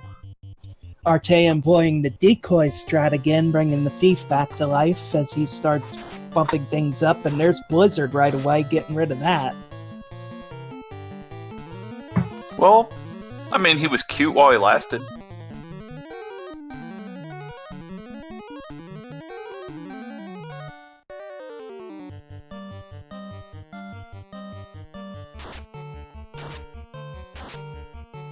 ink not so threatening, thankfully. As Meanwhile, he continues to build up his defenses. Go ahead. and there was a swing and a miss from Andy the knight again, and so Tiamat's going to have some evade that Artea's going to have to work with. Meanwhile, up in the upper left-hand corner, we can't forget about Ice Blue, who is not far behind here, working on carry too. If Artea runs into some issues with either of these last two bosses, and as we're watching Artea swing and miss again, Ice Blue's gonna start catching up here. Absolutely, but Ice Blue has his own worries trying to use spells against Carrie, and none of them seem to be doing much damage.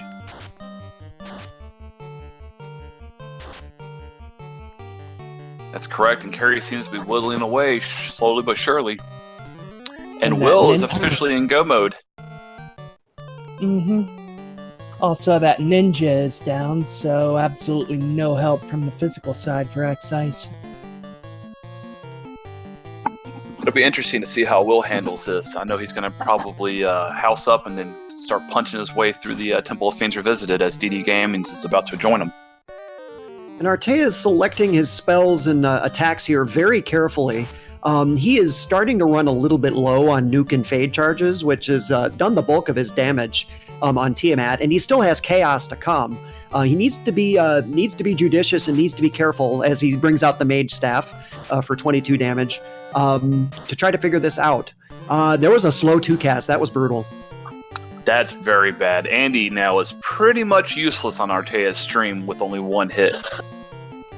Yeah, and one factor that hasn't been talked about yet, but is ever present, Nuke and Fast are the same spell levels, which means they are consuming the same pool of charges. Alright, now Artea is going to head over to Chaos and see what Chaos has to offer, and I don't believe we've seen Nuclear or Nuke from any of the 4 Fiends yet, have we? No, we have not. Artea's first going to have to deal with this unrunnable worm encounter, which is going to annoy him to death. That Tiamat encounter was a little bit frightening in that, they've got high evade, but he didn't roll with very high hit points, and so the runners got a little bit lucky there. Very much so, and X-Ice is now headed towards Kraken 2.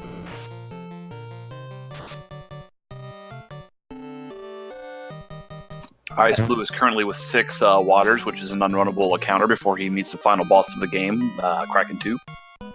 Quietly and subtly, DD has gotten through all 4 fiends and is now headed into TOFR. And so Will Bloodworth is making a go of it here and has entered the Temple of Fiends Revisited with that beefy black belt. Artea's got a heck of a lead on him at this point, but we'll see what Chaos has in store yet. Yeah, and his spells are starting to run thin. It all depends on what kind of stats Chaos has. If he tries one strategy and Chaos's stats favor a different one, he is up a creek. Yeah, and Artea has just had one encounter after the next and cannot get off the Tiamat 2 floor here. I don't know about you guys, but I'm kind of hoping for a 300% HP Chaos. I'd like to see this race come down to the wire. That would be very nice. Close races are so much better than having one person just run away with the whole thing. Artea is going to go ahead and get his party ready for his attack run on Chaos here. He doesn't have a whole lot of resources left, but it's all going to come down to the RNG and how Chaos rolled here. I don't know about you guys, but Bad on Artea's stream reminds me a lot of the guy on the couch from Half Baked. He wakes up just long enough to say something before he goes right back to sleep. And Artea employing defense first with that white shirt, and I also saw Fog 2 selected.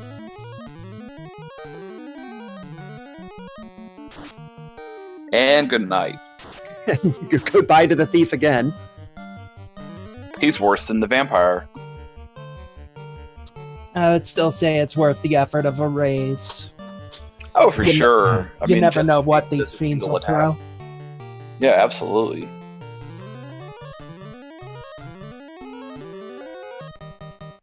Oh boy. Artea could definitely. Oh no, he could definitely be in for a slogfest, and Only- it looks like Chaos rolled some very high defense. So not only did we just see Chaos cast Fast on himself, we watched Andy hit 4 times for a whopping 4 damage. We may be here for a little bit. I definitely believe I'd be spamming those fog twos. And here is Swirl. This is probably going to be the opportunity that Will and DD need to get back into it. And Purity the cat was just validated in chat.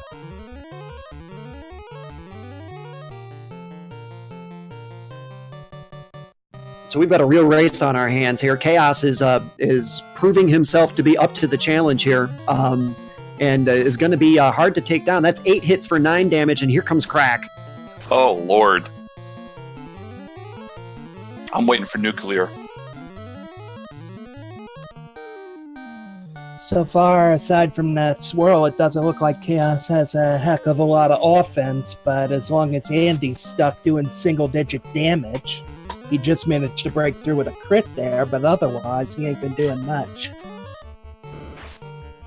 And Will is catching up slowly but surely. He's on to carry 2 after this fire encounter. The good thing for Artea down here on the lower right is that Chaos, when he is swinging, is not hitting very hard. Because of all of those defensive buffs that have been done, there's 8 hits for 267 damage. Out come the Fades and the Nukes now for Artea. He knows that he needs to get this done. But the major question now is how much hit points does Chaos have? Anywhere between 33 to 300% of regular. And 300% would be what, 6,000 hit points? That Yeah, would I be think right. we're past the 33% barrier now with Andy's hitting, I don't know, about 200 per, it seems like. Will is hitting carry 2 right now. There's a nice big hit for Artea on the lower right, 550 hit points at that point. We're just looking now to see how many hit points Chaos has and whether or not Artea can finish this off. He is low on resources. There we go. And GG to Artea. With a time of 1 hour, 36 minutes, and 39 seconds, which is amazingly respectable for a round 4 seed. We have our first place player across the finish line. Big congrats to Artea.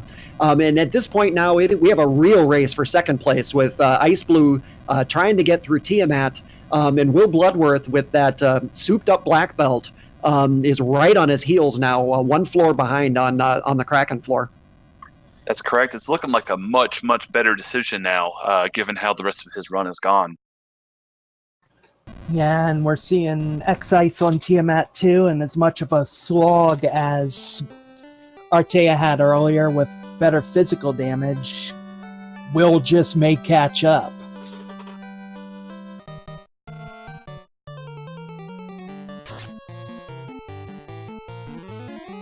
And so while Artea is finished, the race is not over at all. We have 3 other racers that are all on various floors in the lower levels of the Temple of Fiends Revisited.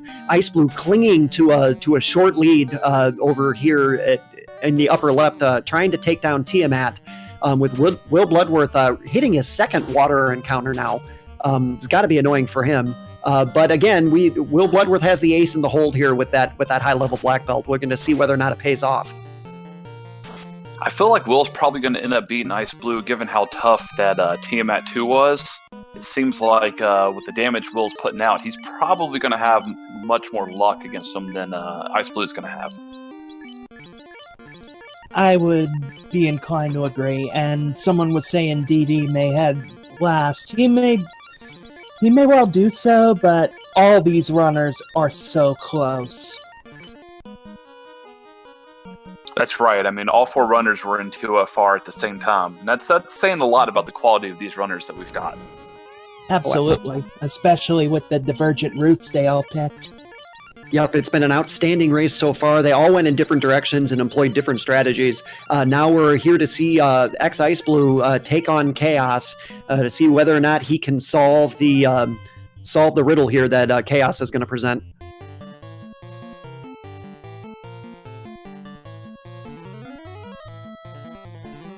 feel like Ice Blue is probably going to power bonk his ninja for at least 2 or 3 turns. I'd be very surprised if he did anything other than that.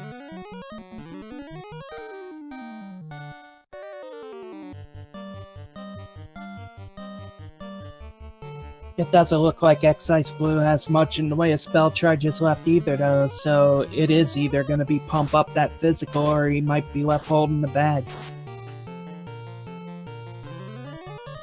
And this is a different sort of encounter for X-Ice Blue with with that lack of a knight or a lack of a black belt down here. He's going to be counting on his thief, or his ninja, to do the job here.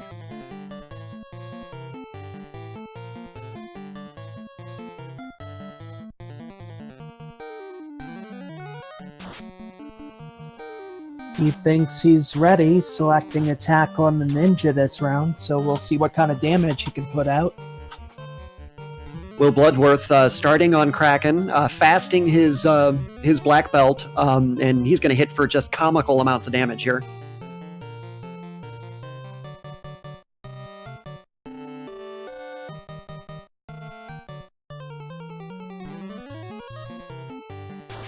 Nice, respectable chunk out of Kraken.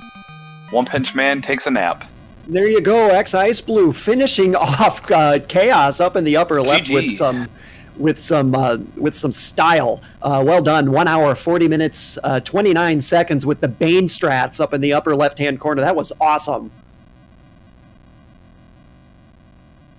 For those that aren't aware, that is the holy grail of a Chaos fight.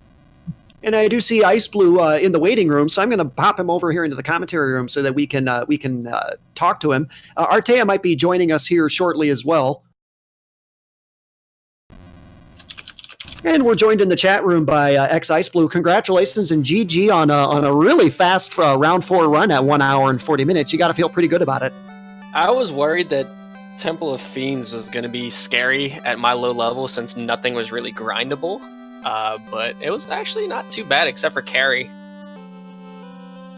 How were you feeling going into that Chaos fight when you were practically out of magical charges? And we're joined in the chat room by a little X-Ice bit worried. Blue. I did manage to Congratulations and save GG one on a really and a few fast tempers, round so I 4 could just run at boost 1 up hour and the 40 minutes. ninja. You got to feel pretty That good was about that was it. my saving grace. I was completely relying on that ninja.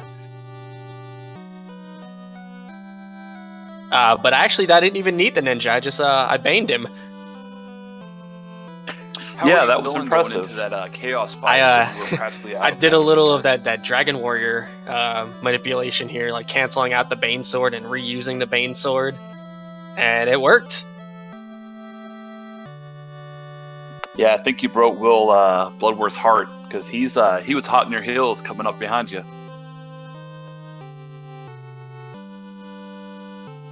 Yeah, that was impressive. That seed, like, I was hyped when I went to Ordeals and found the slab and 2 ribbons, and then I went to Ice Cave and found the crown. I was like, well, I guess I don't have to check anything, but I was still looking for the Masmune. Bloodworth's heart because he was hot in your heels coming up behind you.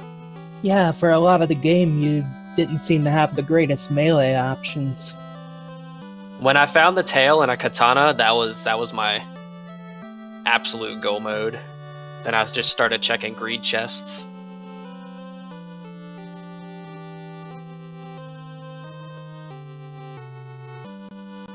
We're joined in chat also by Artea. Artea, congratulations on your GG and your first place finish. Well done. Melee options. Sure. Tell us a little bit, walk us through it. This was a seed where the TNT showed up immediately, followed by the floater, and then suddenly pretty much the entire game is open for you. What are your thoughts on your routing and where you decided to go? I don't think I could have played that better routing-wise. Ordeals basically set you up for life, and after that, I mean, everything was free. So. Did you go to Ordeals first? Yeah. So you took the exact same gamble as me. I went straight to Ordeals. Yeah, it was really a tale of 2 different groupings. Will and DD seemed to do the same thing, and then you and Ice Blue seemed to do the same thing. Well, I had Fire 2 and Harm 4, so the only place I was really going to get any kind of experience was off of ordeals with Medusa's zombies and zombie dragons. So that's what led me to go there. Did you have any trouble with carry too? No. I did. I got baned on the first turn, and so I lost my ninja. Mine took a dearth nap like the entire run. Oh, I didn't have too many charges. I was like level 24, 25. Meanwhile, up in the upper right-hand corner of the screen, and we just heard the ding that Will Bloodworth has joined us in the channel. GG to you, Will Bloodworth. An SRL time of around 1 hour, 44 minutes or so, and a souped-up black belt that hit for 20 hits for 1,291 damage. That's a really, really stylish way to kill off a chaos. Will Bloodworth, how do you feel it went for you? Could have went a little bit better, obviously.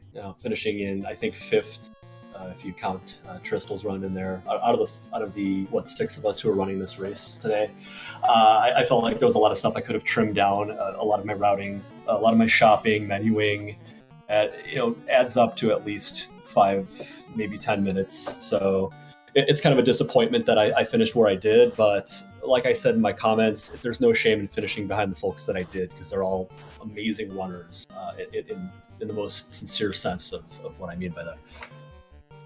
So, Will, we all noticed that you were grinding for a while there. What made you decide to grind to 42 instead of stopping at 32 and going on from there?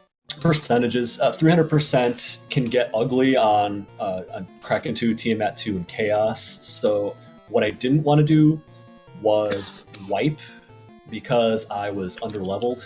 Like that too few hit points, hit too few times, or I had a red mage dead that couldn't fast me up from my temper. So I don't know. I usually do that when it's 300% or higher. I generally go to 42, because it typically doesn't take longer than like 5 to 7 more minutes to do. Yeah, so Will, we were pretty impressed because Ice Blue and Artea were pretty much done with their four orbs by the time that you finished your grind and went to 42. And here, lo and behold, you're only about 5, 6, 7 minutes behind them as far as you're going. Artea finished 9 minutes ahead, and Ice Blue was only about 4 minutes ahead of you. You made up a great deal of time with your souped up black belt, and made this much closer of a race than we thought it was going to be. Sure, I try to get all of the errand running out of the way earlier, when with an encounter table like that, where I could just free run all over the overworld. I figured I'd go get everything I needed, minus the chime. I don't know why I didn't get that when I had the chance, but I saved that for last. Went right to Mirage Tower afterwards. But the important thing was just getting all of that garbage out of the way, so I could focus on wiping out the fiends at the very end after my grind. It was hard to figure out where to grind after testing out the Grey Worm, the Fires, the Agamas, and Red Dragon, and determining that a 2-person grind on Agamas with a Red Mage and my Black Belt until I hit 21 was my best bet. I probably could have done that cleaner, saved enough time. Agamas had a lot of HP. They sure Otherwise, did. I would have sat there and grinded until about 20. Well above 400. It's not common that they have that much HP, but luckily they didn't have any nasty attacks like glance or poison. Nuke. Or nuke. Well, yeah, I would have just walked away if they had nuke. Any damage causing status attack I would have gotten out of there. I'd like to point out that Trenton did post a picture in our Discord of all 4 of us fighting a different fiend at the exact same time. You had Didi in Sea Shrine fighting Kraken. Artea was in TOFR fighting Tiamat 2. I was in TOFR fighting Carry 2. And Will just finished off Lich in the Earth Cave. Oh, wow. So that's a pretty legendary picture right there. Nice. I wish it would have been a Temple of Fiends Revisited fiend that I was fighting at that time, but I mean, that's still pretty cool. Looks like DDG just dropped. I think he just forfeited out. Yep. Down to just his fighter against Tiamat. Oh no. Yep, he just got slow two'd by poor Tiamat. Just pretty much put him dead in the water. And so DD Gaming is going to go ahead and call a forfeit. But GG to him as well. GG to all four of you. This was an outstanding race and kind of manic to watch, to be honest, because all four of you were running around in different directions. And so it was a bit of a scramble. Artea, I'll go back to you real quick.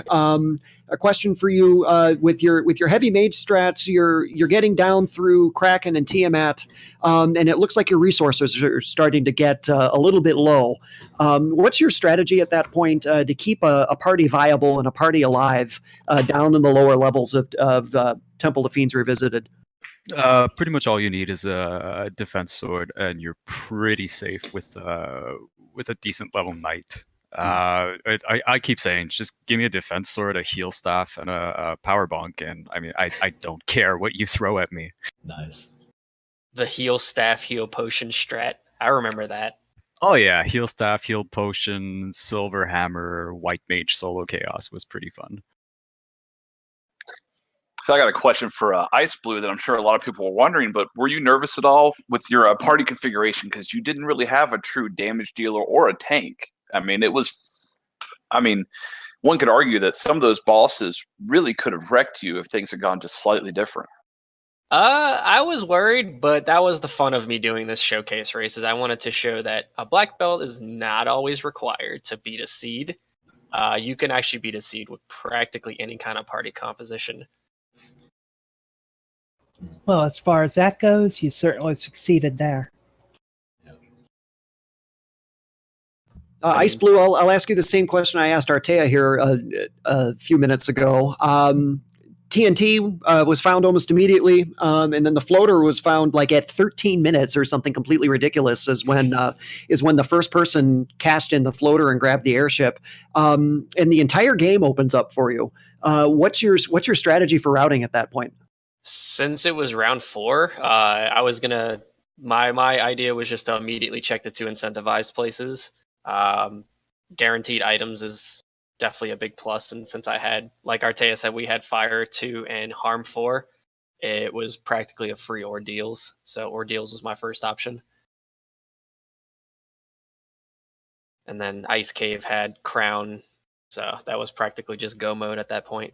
Right. Will Bloodworth, same question to you. The game opened up way early. What did you think of it? I love that. I think that made it so much more fun. I had to think on my feet a lot more than I typically do in a race. So I don't normally do my grind that late in the run.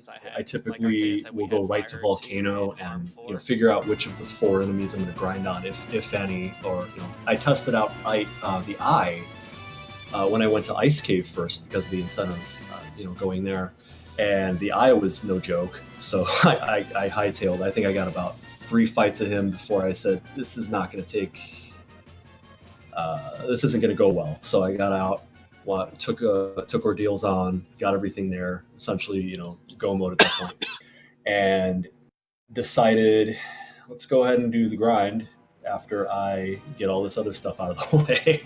So it was interesting because it deviated me from my typical strats. So I think it helped me a lot more than it threw me off. So I think with that, we'll go ahead and call this one a wrap. Thanks to everybody in the chat that was with us for our showcase race. We're going to be doing more of these as we get deeper into the tournament and the round seeds get more and more horrifying. We'll be doing showcase races so that you can enjoy all of the awful things that this randomizer can do to you, especially when we get into the semifinals and finals rounds. I think I will throw it over to my co-commentators first. Terralyn, do you have any final thoughts? Not really, but if round 4 is going to be anything like this, we're in for one hell of a ride. Bismarck, any final thoughts from you? I just wanted to say thank you for the opportunity to do this, and for anybody out there who's interested in joining us, I'm a newer runner. I believe Tara is as well, and so is Will. And I can tell you that the community is super friendly, and I've only been doing this for about 3 weeks, and I already feel like I'm a part of it. And it's a lot of fun to get involved with. So if you're out there and you want to try joining us, hey, we'd love to have you. Yep, definitely check the Discord. Place is very newbie friendly. Also like to point out 3 out of 256, never forget, it's not an immunity in Temple of Fiends Revisited. The Fiends can be killed with the Bane Sword, as you saw me one-shot Chaos with it. So, Wait, who banned who? I baned Chaos. Oh, I was trying. I was using my feet. I poison smoked him, and that was it. I buffed up my ninja like a lot. Like he had like a fast, like 4 tempers, 2 power bonks, and then I just used the Bane sword on my white mage, and he died. Oh man, yeah, my thief was using the Bane sword every round, and I was just praying. I'm like, this will be entertaining if I can get Chaos and Bane. I've muted him a long time. I think it was 3 years ago with my white mage when I did a solo run. But I kind of freaked out when that happened. But I've never baned Chaos. Yeah, that was the first time I've ever baned him. Busting out those task strats there. Gotta love it. So we've seen some hot Bane strats this afternoon, and if you're, it looks like we're going to have several Final Fantasy races in the SRL rooms later on this evening. Artea, any final thoughts from you? No, I just want to give huge shout outs and thanks to Fiesel for hosting this over on Speed Gaming, and to you guys for the commentary. I hope everybody enjoyed the race. Glad to be here. Will Bloodworth, any final thoughts from you, sir? More of you need to play this game. It is incredibly fun. It is pretty kick-ass, and I'm happy to be a part of it now. No regrets at all. So come on over. We'll help you get set up if you don't know what you're doing. I didn't when I came over, and within minutes, Maya was helping me get started, and I've not looked back since. All right, and on that note, for everybody here on the mic, and on behalf of our friend on the tracker, Shylazia, thank you, sir, for your service this evening. And thanks again to Fiesel for allowing us some time on a busy schedule that he runs. All love to the Fiesel Master for taking good care of us. We'll see you next time. I believe we've got a full slate of events coming up on Speed Gaming, Speed Gaming 2, Speed Gaming 3. I'm sure we have a million Link to the Past randomizer runs coming up later on this evening. And keep an eye on our tournament as well. We have more tournaments running coming soon. And so thanks again to my co-commentators. Thanks to the runners, and thanks to all of you for being with us this afternoon. Everybody have a great evening, and thanks. Go Team Stakes. Go Team Tyro. Team Tyro. Peace.